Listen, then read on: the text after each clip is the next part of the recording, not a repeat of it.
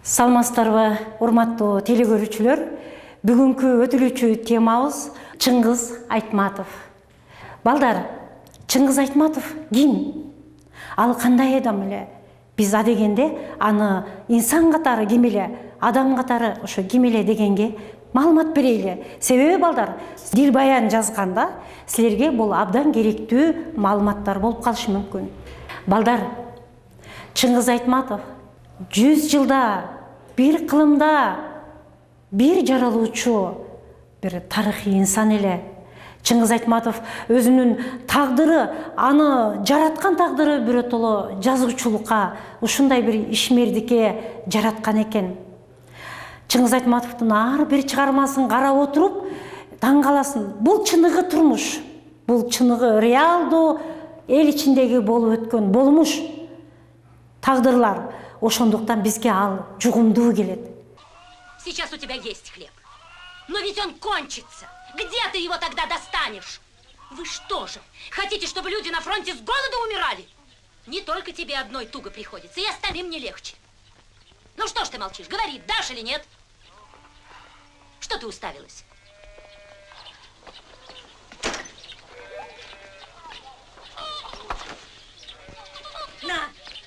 На, бери! Бери и успокойся!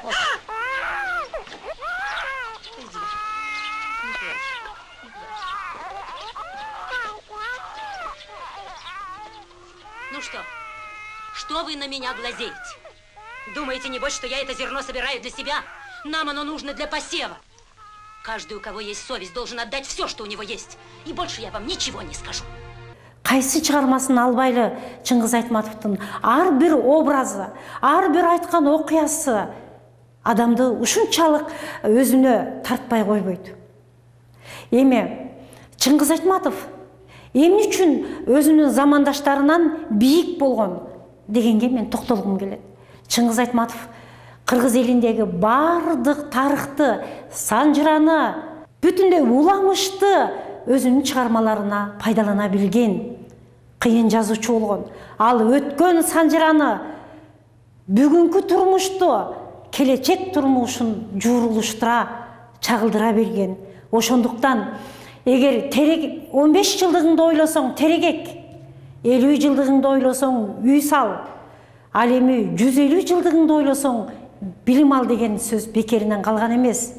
А Чыңгыз Айтматов алысты, керек болсо 100 жыл, 200 жылда эл кандай болот, элдин агымы каяка барат дегенди ойлонуп жашаган залкар инсан. Анын ойчулдугу, даанышмандыгы, билгичтиги анан өтө кыйын этнограф болгону менен айырмаланган. Кыргыз элине эмне таандык болсо, кыргыз элинде кандай касиет болсо, кыргыз элинде кандай уламыш санжыра болсо, анын баарын жүрөгүнөн өткөрүп, бардыгын жадысына сактап, өзүн өнүктүргөн, калемин курчуткан кара сөздүн балбаны эле балдар. Биз эле колдонгон жөнөкөй сөздөр, кадимки эле жазуучулар колдонгон жөнөкөй эле көркөм образдар, а бирок ушунчалык элестүү образдар. Анын билгичтиги бир эле мезгилде ал ар бир чыгармасын чыгарма катары дагы, кино катары дагы, драмалаштырып дагы, живопись жагынан дагы, анан опералаштырып дагы ар кандай искусствонун тармагынан бере билгендигинде болду. Ушунчалык ар тараптуу өзүнүн көзү барында ар тараптуу жеткире билгендик ар бир адамдын колунан келе бербейт. Бирөөлөр өттү, көз өткөндөн кийин даңазасы чыгат. Бирөөлөр өтөт, өзү барда эч кандай аты чыкпайт. Бирөөлөр өтөт, жазат, бир дагы элге таанылбайт балдар. А бирок Чыңгыз Айтматов ким дегенге дүйнө эли билип, дүйнө эли таң калып, дүйнө эли ал дагы кандай чыгарма жаратат деп күтүп жашаган. Бир эле окуяны мисал келтирейин балдар. Биздин Абдыламит Матисаков деген абдан жакшы жазуучу агайыбыз бар. Ошол киши Чокморов жөнүндө китеп жазам дейт. Ал кезде Чокморовду билесиздер, аябай ооруп аткан экен. Анан ал кишинин такыр убактысы жок экен. Бир эле канын алмаштырганга 4 саат ооруканада жатчу экен. Анан ошондо Сүймөнкул Чокморов айтат: "Абдыламит, айланайын үкөм, мен жөнүндө жазыш кыйын, мен такыр убактым жок, мен жумасына бир жолу канымды алмаштырып 4 саат ооруканада жатам, ошондо мен сүйлөшөргө киши таппайм, ошол убакта жазчы дейт экен, башка убакта киного тартылып атам дейт экен. Анан дегенде ал ушул ооруканага эптеп суранып кирип, жанына отуруп жазган экен. Анан бир күнү Сүймөнкул Чокморов Египетке барып калат.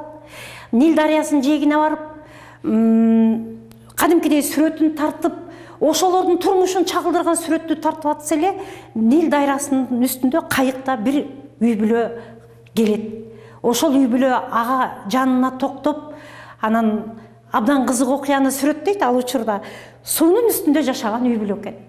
Кайык жээкке токтогондо дейт, эки улагы секирип түшүп оттой баштады. 5-6 тоогу дагы секирип түшүп оттой баштады дейт. Бир ол бир кызы жүгүрүп топ менен ойной баштады дейт. Аялы эки ташты коюп туруп тамак бышыра баштады дейт. Ал эми үйдүн ээси, кайыкты башкарган киши Чокморовго келип сүйлөшүп, сен кайсы өлкөдөнсүң дейт экен. Дегенде Кыргызстанданмын десе, алар жөнүндө, алар географияны жакшы билбейт, Кыргызстан каерде экенин элестете албай коет. Анан Орто Азияданмын дейт, дагы деле жакшы билбейт. Анан акыры айтат, сенин элиңен кайсыл инсан белгилүү кайсы инсан бар деп айтат. Ошондо Сүймөнкул Чокморов сүйүнүп кетип, менин элимден Чыңгыз Айтматов чыккан деп айтат. Дегенде, Чыңгыз Айтматовдун элиненсиңби деп абдан таң калып, ушунчалык сыйлап Чокморовду жанынан кетпей, акыры анан мынтет экен, Чыңгыздын элинен болсоң, бир элди аткарып берчи дейт экен. Мен Чыңгыздын эли кандай эл экенин мен ырынан эле билем дейт экен. Дегенде анан Сүймөнкул Чокморов элдик Сарой деген ырды аткарып берет экен балдар. Ал киши ар тараптуу таланттуу болгон эмеспи? Саройду ушунчалык келиштирип аткарып берген экен. Аткарып бүтөрү менен ошол киши айткан экен, силер эң байыркы эл экенсиңер, себеби ырыңардан, обонуңардан байкалып турат дейт экен. Мына көрдүңөрбү? Дүйнөнүн кайсы бурчуна баргандар Чыңгыз Айтматовдун элиненбиз деп айтчу. Мына ушундай даңазалуу адам Нобелдик сыйлыкка 4 жолу көргөзүлдү, бирок кандайдыр себептер менен көргөзүлбөй калды кайра. Ал эми ал ага териккен да жок. Себеби ал бааны дүйнө эли өзү эле берип койгон болчу. Себеби дүйнөдө эң көп тилге которулган Чыңгыз Айтматовдун чыгармасы болгон. Дүйнөдө эң көп күтүп, сүйүп окуган окурмандар Чыңгыз Айтматовдун окурмандары болчу. Ошондуктан алар кийинки чыгармасын кадимкидей сагынып, күтүп калышар эле. Ал эми Чыңгыз Айтматов ушундай болуп толуп турганда, өзүнүн 80 жылдыгын өткөрүп атканда, дегенде өзүнүн эң биринчи билим алып кеткен мына Айыл Чарба университетинен келип илимий конференциясын баштады эле балдар. Бул жерден абдан ийгиликтүү өткөрдү. Анан ушундай конференциялар ар бир жерде улантылып отуруп, анан июнда биз Чыңгыз Айтматовдон ажырап калдык. Ошондо мен эмнени сездим?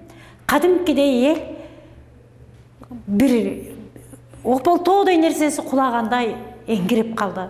Анын сөөгү улуттук филармониянын астында узатуу болду. Ушунчалык эл барды, ушунчалык өтө чоң митинг болду, кайрылашуу митинги болду. Ушундай жалындуу сөздөр айтылды Чыңгыз Айтматовдун адресине. Анан элдин баары көз жашы менен ушунчалык оор жоготууга учураганын мен катышып балдар, мен өз көзүм менен көрүп турдум. Азыр да көз алдыма кино тасмадагыдай элестеп турат балдар. Ал учур кыргыз үчүн өтө чоң жоготуу болду. Чыңгыз Айтматовдун дагы бир өзүнүн абдан бир жакшы касиети, ал Саякбай Каралаевди ушунчалык сыйлап, аны өзүнүн ошол бир эле үйдө, бир подъездде турушчу экен, ушунчалык ал кишини үнүн жаздырып калууга, ал киши жөнүндө кино тартып калууга абдан чоң эмгектерди салган Чыңгыз Айтматов. Анан Саякбай Каралаевден ажырап калганда 1971 жылы 7 майда ушу коштошуу митингинде ал мынтип сүйлөгөн. Урматтуу кыргыз элим, Биз Сакебизди жерге берүүгө мажбурбуз. Айла жок, мажбурбуз. Сакебизди жоготкондо тоо урагандай эле болду.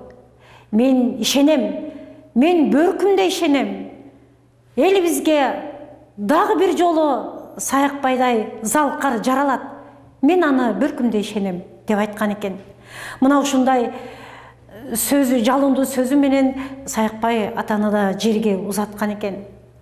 Бул киши кыргыздардын мен деген инсандарын, мен деген алдыңкы адамдарын ушунчалык камкордукка алган өзүнчө бир залкар инсан эле. Ошон үчүн ал бүтүндөй кыргыз элинин бардык кыргыз элине тиешелүү этнографияны, бүтүндөй баалуулуктарды, бүтүндөй салтты, касиетти өз жүрөгүнөн өткөрүп берген инсан деп билсек болот. Балдар, Чыңгыз Айтматовдун каармандары кадимкидей өзүнүн айланасында, өзүнүн сүйүктүү таласында жашап өткөн эле инсандар. Бир эле чыгармасын талдап көрөлү. Мисалы, Бетме-бет чыгармасы. Бетме-бет чыгармасындагы Ысмайылдын образын. Ысмайылды биз дезертир, качкын, өз мекенине күйбөгөн, өзүнүн жанын алып качкан, бир үңкүргө барып, өзүнүн жанын баккан кара өзгөй деп гана түшүнүп калдык. Анан калса тодунун жалгыз саап ичип аткан уюн уурдап кетип, анын өзүнүн кызыкчылыгы үчүн колдонгону ого бетер жеңибизди келтирген. А бирок турмушта балдар, жакында эле биздин абдан белгилүү Үмүт Култаева деген профессор изилдеп келди. Ысмайыл деген турмушта андай адам болгон эмес экен. Ал ушунчалык жарды колунда жок, ошол согуштан кийин ачкачылыкта калган үй бүлөлөрдү эмнеге бул мындай камсыз кылып турган экен. Бир күнү балдар турмушунда болгон окуя, эмне үчүн бул үй бүлө такыр эле эшикке чыкпай калды деп кирсе, бардыгы үйүндөгүлөр тамак жоктугунан суу иче берип, ак шишик болуп, ордуларынан турбай жатып калган экен. Анан зээни кейиген Ысмайыл кадимкидей эле бөлөгүрөк айылга барып бир тайды уурдап келип, аны союп, сорпосун кайнатып, оозуна тамчылатып отуруп, алардын баарын тирилтип алган экен. Бутуна тургузуп алган экен. Ага чейин үйдүн ээси айткан экен: "Айланайын Ысмайыл, бирөөбүз эрте, бирөөбүз кеч өлөбүз. Акырында апарып сөөгүбүздү жакшырып кое көр, үйдө сасып калбайлы, үйдө сасып жатып калбайлы" деп дайындаган экен. Ага ал макул болбой, мына ошентип бир жактан алып келген тайдын этин оозуна акырындап тамчылатып отуруп, андан кийин баарын бутунан тургузуп, айыктырып кеткен экен. Мына ушундай жакшы сапаты бар экен. Бирок эми чыгарма аны көркөмдөш үчүн, балким биздин атоолдук сезимибизди ойготуш үчүн аны Ысмайылды дезертир кылып койгондур.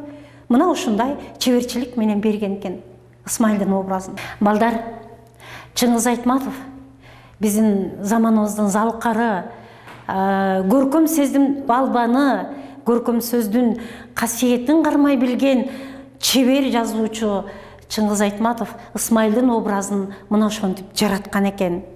Бүгүн балдар Чыңгыз Айтматов жөнүндө жана анын чыгармасы Бетме-бет жөнүндө азын-олак маалымат алдыңар. Ушуну менен сабагыбызды аяктайбыз. Кийинки сабактардан жолугушканга чейин саламатта болуңуздар.